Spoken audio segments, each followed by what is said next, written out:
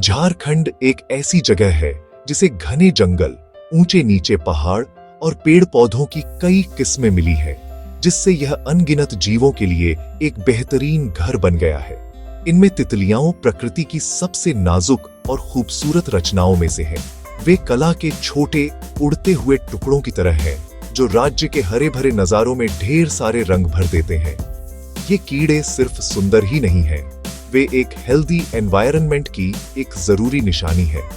जब आप कई अलग अलग तरह की तितलियों को उड़ते हुए देखते हैं, तो यह आपको बताता है कि लोकल इकोसिस्टम अलग अलग फूलों और साफ हवा के साथ पनप रहा है। इन उड़ने वाले अजूबों की मौजूदगी उस नेचुरल दौलत का सबूत है जिसे झारखंड अपनी सीमाओं के अंदर समेटे हुए है। सरंडा के जंगलों से लेकर पारसनाथ की पहाड़ियों तक झारखंड के बगीचों और जंगली जगहों को एक्सप्लोर करने से इन कीड़ों की एक अविश्वसनीय डाइवर्सिटी का पता चलता है। यह राज्य कई तितली प्रजातियों का घर है, जिनमें से हर एक का अपना यूनिक पैटर्न और आदतें हैं। आप बड़ी और शानदार कॉमन मॉर्मन को उसकी शानदार काली पंखों के साथ हवा में उड़ते हुए देख सकते हैं, या शायद आप छोटी चमकदार ग्रास ब्लू को देखेंगे, जो कम उगने वाले फूलों के बीच चमकते हुए रंग का एक छोटा सा फ्लैश है। ये जीव सिर्फ घने जंगलों में ही नहीं, बल्कि हमारे अपने पिछवाड़े, शहर के पार्कों और एग्रीकल्चरल फील्ड्स में भी पाए जाते हैं, जो हमारे रोजमर्रा के जीवन में जंगली सुंदरता का एक स्पर्श लाते हैं और हमें प्रकृति के जटिल जाल की याद दिलाते हैं जो हम सभी को घेरे हुए हैं। झारखंड में तितलियों का अध्ययन, एंटोमोलॉजी और कंजर्वेशन की दुनिया में एक दिलचस्प सफर है। हर प्रजाति में अपने हैबिटेट के हेल्थ के बारे में बताने के लिए एक कहानी होती है। उदाहरण के लिए, कुछ तितलियां उन पौधों के बारे में बहुत खास होती हैं जिन पर वे अपने अंडे देती हैं, जिन्हें होस्ट प्लांट कहा जाता है। अगर ये पौधे डिफोरेस्टेशन या दूसरी ह्यूमन एक्टिविटीज के कारण गायब हो जाते हैं, तो उन पर डिपेंडेंट तितली प्रजातियां भी उस एरिया से गायब हो जाएंगी। इसलिए अलग अलग तरह की तितलियों को देखकर साइंटिस्ट्स और कंजर्वेशनिस्ट्स को लोकल फ्लोरा की कंडीशन और इकोसिस्टम के पूरे बैलेंस के बारे में कीमती जानकारी मिलती है, जिससे वे जरूरी इकोलॉजिकल इंडिकेटर बन जाते हैं।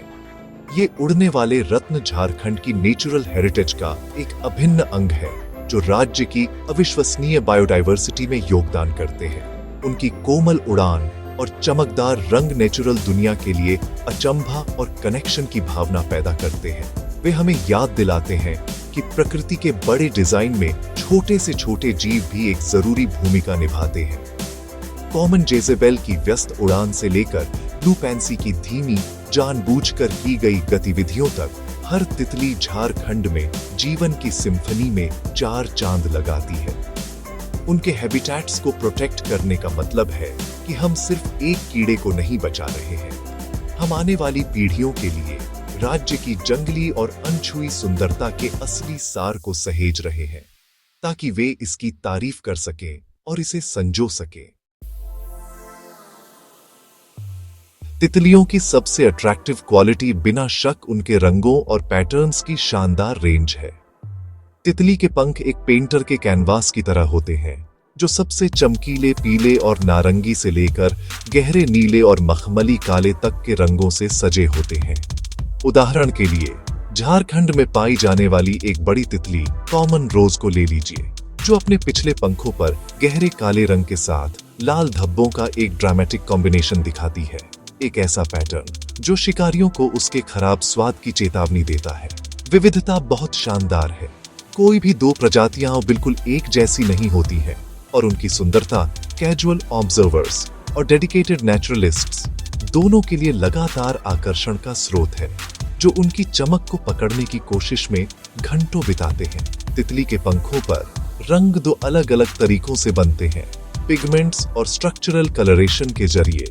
पिगमेंट्स एक आर्टिस्ट द्वारा इस्तेमाल किए जाने वाले पेंट्स की तरह लाइट के कुछ रंगों को अब्सॉर्ब करते हैं और दूसरों को रिफ्लेक्ट करते हैं, जिससे हम अक्सर पीले, नारंगी और काले रंग देखते हैं। हालांकि सबसे चमकदार, मेटेलिक और इंद्रधनुषी रंग, जैसे कॉमन जे का चमचमाता नीला, उनके पंखों पर मौजूद स्केल्स की माइक्रोस्कोपिक स्ट्रक्चर से बनते हैं। ये छोटे स्केल्स लाइट को इस तरह मोड़ते और बिखेरते हैं कि तितली के हिलने पर शानदार बदलते रंग पैदा होते हैं। एक मंत्रमुग्ध कर देने वाला इफेक्ट जो लगभग जादुई लगता है और नेचुरल इंजीनियरिंग का एक सच्चा चमत्कार है। उनके रंगों के अलावा झारखंड की तितलियों के आकार और साइज भी अविश्वसनीय रूप से अलग अलग होते हैं। कुछ जैसे विशाल दक्षिणी बर्डविंग जो भारत की सबसे बड़ी तितली है और राज्य में देखी जा सकती है, के बड़े शक्तिशाली पंख होते हैं जो उन्हें पेड़ों के ऊपर ऊंचाई पर उड़ने देते हैं। इसके विपरीत छोटी प्रजातियां जैसे छोटी ग्रास ज्वेल जो दुनिया की सबसे छोटी तितलियों में से एक है, का पंख लगभग 1.5 सेंटीमीटर का होता है और जमीन के करीब धीरे धीरे उड़ती है। उनके पंखों के किनारे चिकने और गोल हो सकते हैं जैसे प्लेन टाइगर के, या उनमें जटिल पूंछ और स्कैल्प्ड किनारे हो सकते हैं जैसे टेल्ड जे के, जो उनकी यूनिक और एलिगेंट अपीयरेंस में 4 चांद लगाते हैं। यह अविश्वसनीय सुंदरता सिर्फ इंसान की आंख को खुश करने के अलावा एक मकसद पूरा करती है। चमकीले रंग और बोल्ड पैटर्न जंगल में तितली के सर्वाइवल के लिए बहुत जरूरी है। उनका इस्तेमाल कैमोफ्लाज के लिए किया जाता है, जिससे तितली अपने आसपास के वातावरण में घुल मिल जाती है, जैसे कॉमन इवनिंग ब्राउन जो अपने पंख बंद होने पर सूखे पत्ते की तरह दिखती है।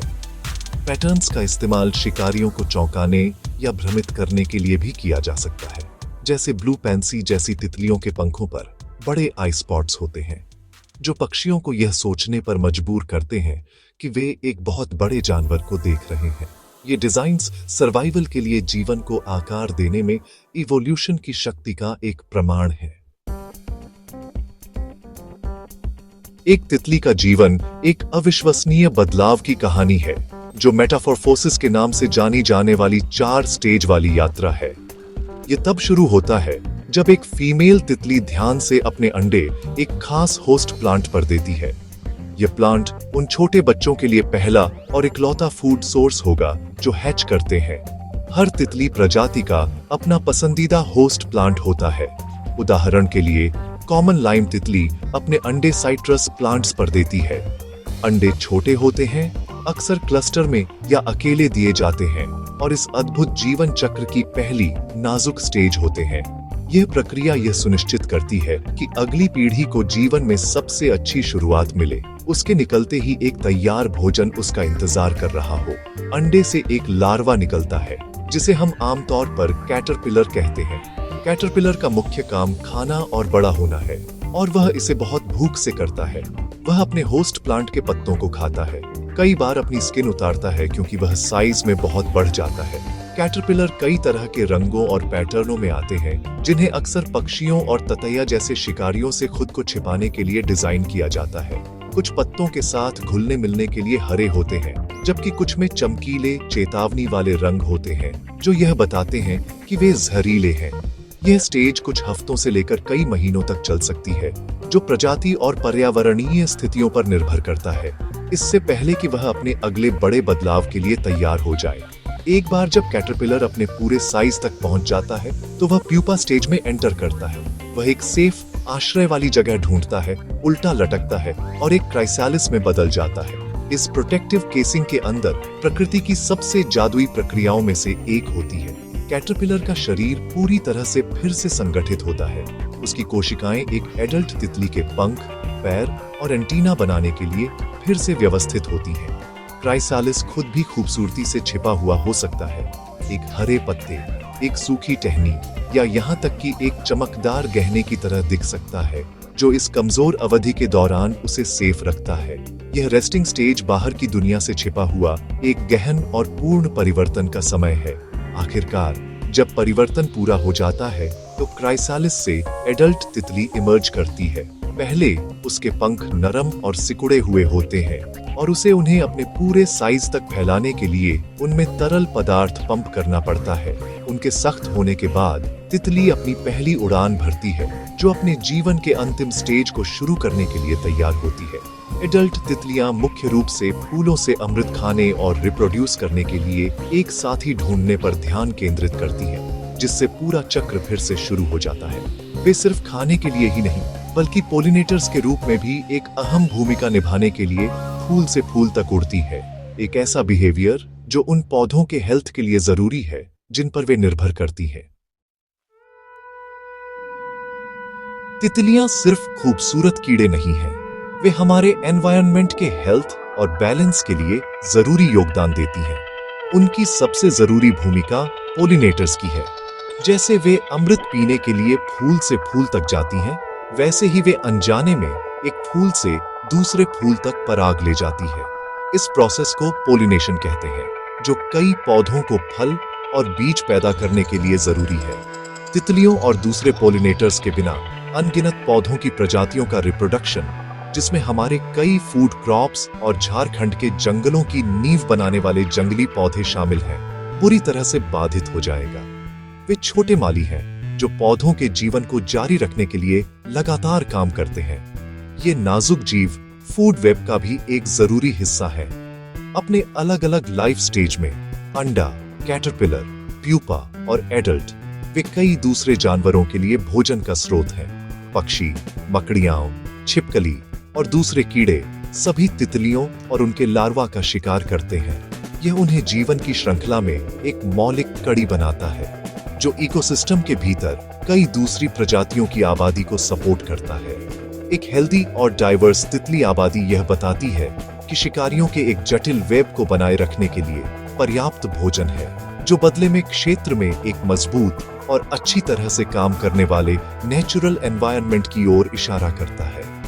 दुर्भाग्य से झारखंड और दुनिया भर में तितलियों की आबादी गंभीर खतरों का सामना कर रही है। प्राथमिक खतरा डिफॉरेस्टेशन, अर्बनाइजेशन और जंगलों को एग्रीकल्चरल लैंड में बदलने के कारण हैबिटेट का नुकसान है। कैटरपिलर को जीवित रहने के लिए जरूरी होस्ट प्लांट्स का विनाश एक पूरी लोकल आबादी को खत्म कर सकता है। इसके अलावा खेती और बागवानी में केमिकल पेस्टिसाइड्स का बड़े पैमाने पर इस्तेमाल तितलियों और उनके लार्वा को अंधाधुंध मार देता है। क्लाइमेट चेंज भी उनके हैबिटेट्स और फूलों के खिलने के समय को बदल रहा है, जिससे एक मिसमैच पैदा हो रहा है जो उन्हें फूड सोर्स के बिना छोड़ सकता है। इन चुनौतियों पर हमारा तुरंत ध्यान और एकजुट कार्रवाई की जरूरत है। इन जरूरी कीड़ों को प्रोटेक्ट करने के लिए हम सभी आसान लेकिन इफेक्टिव कदम उठा सकते हैं। तितली फ्रेंडली गार्डन बनाना एक शानदार शुरुआत है। इसका मतलब है कि एडल्ट्स को खिलाने के लिए कई तरह के लोकल नेक्टर रिच फूल लगाना और जरूरी बात कैटरपिलर के लिए खास होस्ट प्लांट्स शामिल करना। हमारे गार्डन और खेतों में केमिकल पेस्टिसाइड्स का इस्तेमाल कम करना या खत्म करना एक और जरूरी कदम है। झारखंड के जंगलों और नेचुरल हैबिटेट्स को प्रोटेक्ट करने वाली कंजर्वेशन इनिशिएटिव्स को सपोर्ट करने से बड़े इकोसिस्टम्स को संरक्षित करने में मदद मिलती है, जिन पर तितलियां निर्भर करती हैं। अपने स्पेस को उनके लिए और ज्यादा वेलकमिंग बनाकर हम सेफ हेवन के एक बड़े नेटवर्क में योगदान करते हैं।